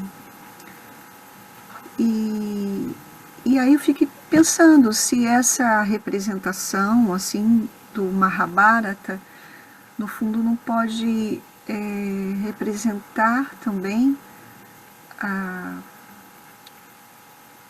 a Terra como um todo, né? Em todos os seus as nações, né? Esses conflitos todos, né? Essas disputas todas dessas energias que se conflituam umas com as outras em busca de poder, soberania, domínio, e ao mesmo tempo a própria manifestação divina, né? Se, se expressando e mostrando tanto o aspecto, né, da luta contra a ignorância, como também a força divina e seu destino maior, né, se afirmando também frente a tudo isso. É isso. A gente tem que considerar a história, né, Rosane? Porque, como a gente falou algumas vezes, a Índia, justamente, nesse ciclo cósmico, a Índia foi o recipiente, justamente, de um autoconhecimento espiritual. Então, aquela guerra aconteceu há milhares de anos, e foi especificamente para justamente evitar para justamente evitar que isso desaparecesse. Por isso houve essa guerra, para construir a nação da Índia, né? E unificar, justamente, como Sri Aurobindo diz, unificar aquele país, aquele povo, fazer da Índia uma nação. Foi uma das razões da descida do Avatar, espiritual e social. Isso ele explicou em várias leituras. Houve a função espiritual e a função, digamos, política, social de Krishna. E isso responde a sua pergunta, quer dizer, uma função política foi justamente unificar a Índia, criar a nação, e a outra justamente foi elevar Arjuna ao nível superior, justamente como o Sri Aurobindo diz depois no texto, acima justamente desse plano inferior, né, subjugado à natureza, e chegar a um plano espiritual, né, onde ele justamente pôde se integrar, e a gente pode reler os dois últimos parágrafos que nós lemos hoje nessa leitura, onde ele explica o que seria isso, né, a que ponto, que a gente comparou, inclusive, com o ser gnóstico. E isso ele diz também, e nós lemos isso também na leitura sobre a Gita, onde ele diz a Arjuna representa a alma humana, a alma da humanidade. Quer dizer, que vai ficar, que luta justamente para ir além de si mesmo e unir-se ao divino. Quer dizer, na tradição indiana, é o encontro Nara-Narayana. Quer dizer, Nara é Arjuna, é a alma humana, que encontra o divino, que é Krishna. E é isso o nosso anseio, quer dizer, aquela história que eu conto 1000 vezes sobre assim, Krishna dizendo, né, quer dizer, eu vou ser a auriga, né, vou ser o cocheiro, né, do carro. Quer dizer, é Krishna com a humanidade. Quer dizer, nesse sentido, a Gita é universal. A Gita, como tal, justamente por isso Sri Aurobindo nos traz esse livro, nos traz esses estudos que ele fez, né, essas conclusões a que ele chegou, porque a Gita é universal. Você lê o primeiro parágrafo, o primeiro capítulo do livro, a Gita é universal. A Gita é para essa humanidade agora, contemporânea. A gente falou disso hoje, leu aqueles textos hoje.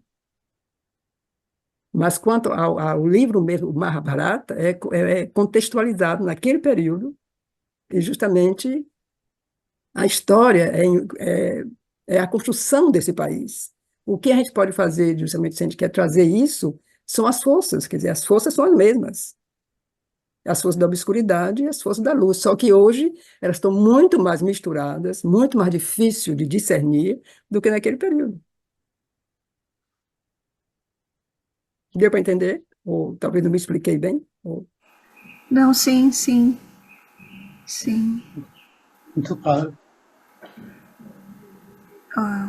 Obrigada, obrigada. Esse sentido universal, né? Depois foi sua De pergunta, né? qualquer forma,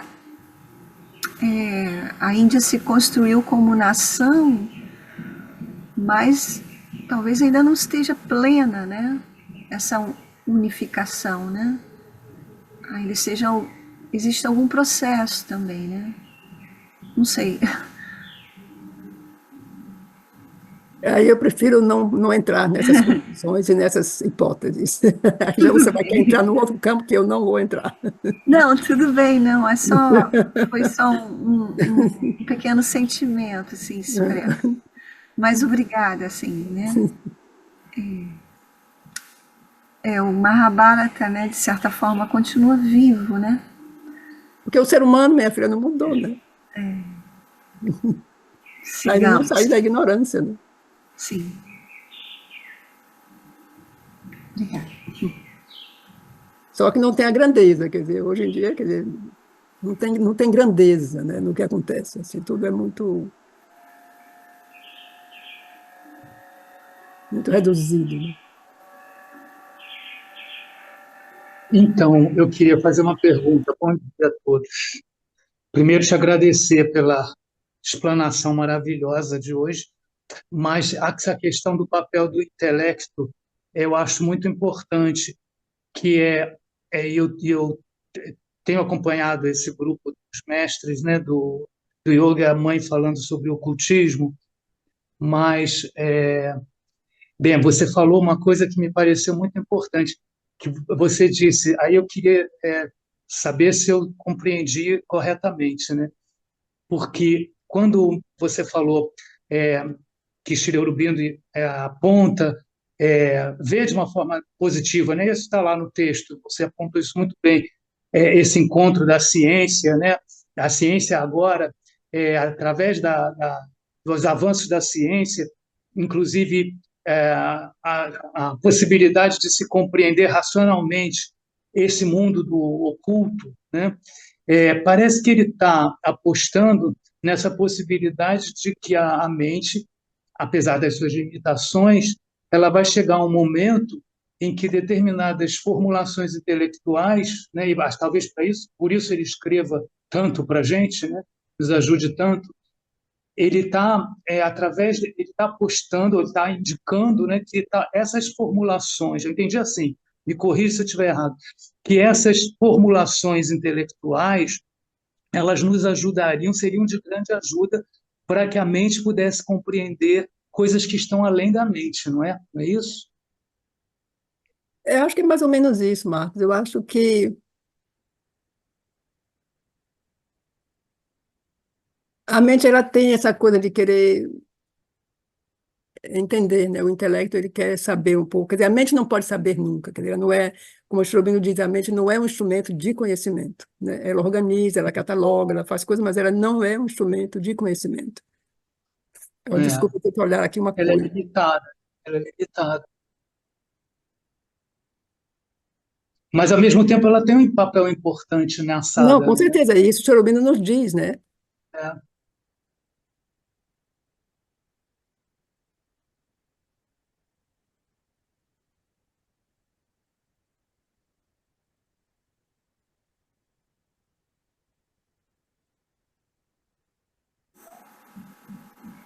Talvez nesse processo da própria evolução da mente, né, que o homem, o ser humano, né, enquanto ser mental, a mente dele inicialmente presa, né, aos aspectos.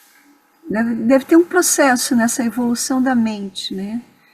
E é bem dentro lembrado. dele, é, Acho que e, sim. e que eles é uma mente até então ligada muito às suas necessidades vitais, né? E depois vai, é como se tivesse que caminhar para uma outra mente. A gente escutou isso nas leituras do Rolf, né? Ele fala sobre essas linhas que tragam a mente, assim, eu achei essa expressão da Lenora muito interessante, que algumas linhas do karma vão tragando as capacidades da mente, né? Mas que existe, né? Ele fala da mente intuitiva, isso está lá na síntese, né? De outras possibilidades de desenvolvimento, né? Do mental, né? De um mental superior, né? Eu não sei, eu sempre achei, por exemplo, assim, como uma coisa, assim, essa coisa da mente. Eu havia até sugerido isso, eu acho que eu falei isso aqui assim, alguma vez, assim, mas talvez está esquecido no tempo. É a clareza mental. Por exemplo, quando a gente faz perguntas aqui, eu sempre achei que a mente devia ser capaz de fazer uma pergunta com clareza. E isso é uma coisa rara, e vou ser bem sincera. Então, assim, fazer uma pergunta clara é ter entendido o que foi dito e querer saber um pouco mais. Aí você faz a pergunta. Uhum. Quer dizer, não divaga, faz uma pergunta. Isso é um exercício mental, de clareza, de simplicidade, de objetividade. Então, foi uma coisa assim que eu já pedi aqui. Eu me lembro no começo, assim. Gente, vamos fazer a pergunta, vamos pensar em fazer uma pergunta. Mas isso é uma coisa rara. Vocês podem observar. Quer dizer, antes de fazer a pergunta, a maioria de nós vai dizer o que pensa, vai dizer o que sente. Aí, no final, pergunta, mas você quer saber o quê mesmo? Então, para mim, seria um exercício assim ótimo, se a gente conseguisse, assim, como uma coisa assim de observação de si mesmo, né? Quer dizer, o que é uma pergunta? O que Mas é a que gente está pensa tentando aqui? entender. E justamente Não, a eu gente vai estou lançando a tratando. coisa, Marcos, assim, como um exemplo de como nossa mente funciona. Não, tudo bem. Mas eu acho que é um processo de compreensão que passa pela divagação também. Por exemplo, o que é papel, então, se você quer uma coisa mais direta, né, a minha pergunta seria: qual é o papel da formulação mental, que ele se referiu no texto, nesse desenvolvimento, né, na sadhana, né? Ele fala de formulações intelectuais E qual seria o papel? Parece que ele indicou que essas formulações intelectuais elas contribuem, né? Mas de que maneira?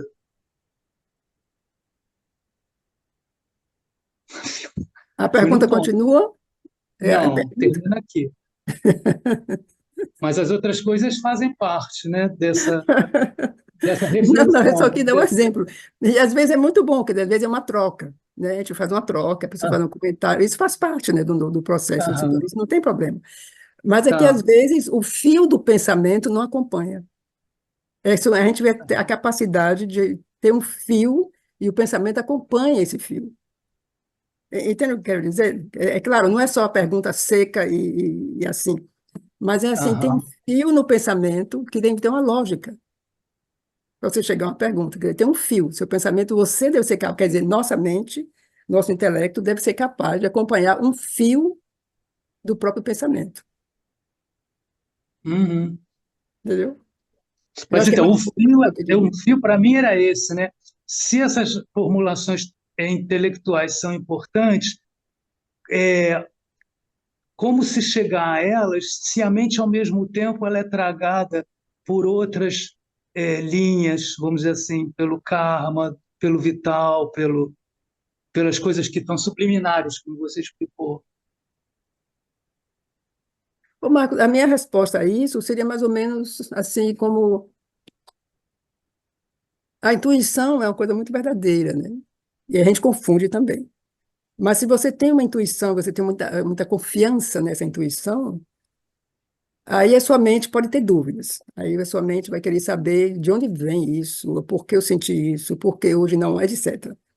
Mas se você tem, então, para mim, assim, a minha impressão é que é a partir dessa certeza da sua intuição que você pode esclarecer a sua mente. E aí, se você tem dúvidas, você vai olhar o que a mãe escreveu, você vai ler o que o Chirumino diz, você vai buscar essas coisas. Quer dizer, você busca uma ajuda, Uhum, né? Porque justamente o risco é muito grande. Aqui, como o Chirumino uhum, nos alerta, né? A mãe também. é, Os riscos são muito grandes. Então, eles falaram muito sobre isso, né? Inclusive outros mestres também, né? Que muitos mestres falam sobre isso. Então, se você tem esse contato, você tem certeza da sua intuição e a mente não está satisfeita, vá buscar uma resposta, se a sua mente mesmo não encontra, né? uhum, E isso faz com que a sua mente, digamos, esclarece, fica mais segura e conseguir um aprendizado, entendeu? Quer dizer, isso é como sim, é a resposta que eu posso lhe dar. tá, obrigado. É isso.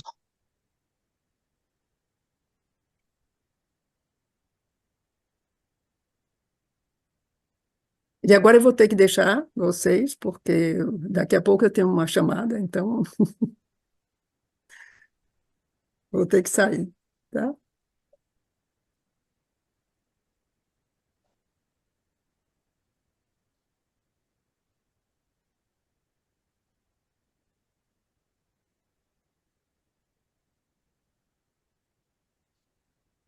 Eu queria só acrescentar que na semana que vem prosseguimos, retomamos o ciclo humano e justamente Shri Aurobindo ou vamos prosseguir ouvindo o que Shri Aurobindo nos diz sobre a razão, o papel da razão no processo, inclusive da coletivo,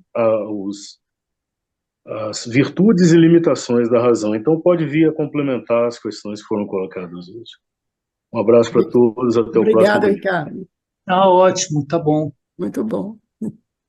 Bom domingo aí para todos. Bom domingo. Bom domingo para todos. Gratidão. Gratidão. Obrigada.